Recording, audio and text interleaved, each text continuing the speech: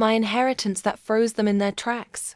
When people cut you off like you're nothing, they never imagine the day you'll rise higher than their wildest dreams. For years, I lived with the bitter taste of abandonment. My parents cast me aside, left me to fend for myself, while they built their picture-perfect life without me. But fate, oh fate, has the sharpest sense of humor. When my beloved uncle passed away, I was devastated. He was the only one who ever saw my worth.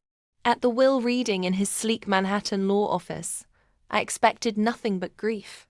What I didn't expect was for my estranged parents to slither in, dressed in black, crocodile tears streaming down their faces.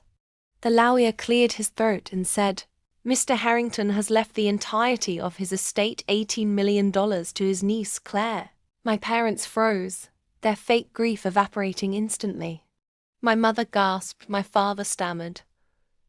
Wait, surely he meant family. We're family. That's when the lawyer pressed a button on a small recorder. My uncle's deep voice filled the room, echoing like thunder.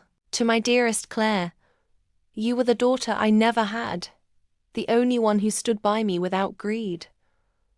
As for your parents, if they are sitting in this room right now, let me make something clear. Family is not defined by blood, but by loyalty and love. They abandoned you, so they abandoned me. They are to receive nothing." The silence that followed was glorious. My parents' faces drained of color as the weight of his words hit them harder than the inheritance ever could. I sat still, calm, while inside my heart danced. I didn't need to scream or boast.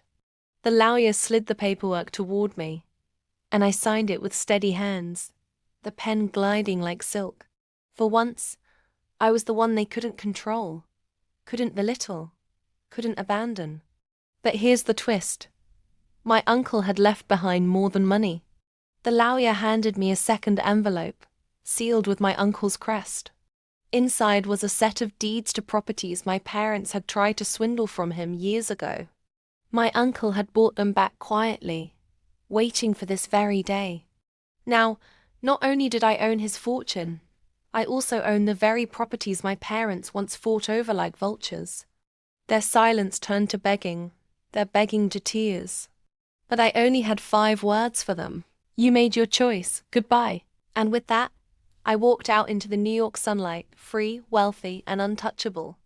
If you loved this tale of cold-blooded revenge and poetic justice, make sure you hit that subscribe button and join me for more shocking, jaw-dropping stories that will keep you on the edge of your seat.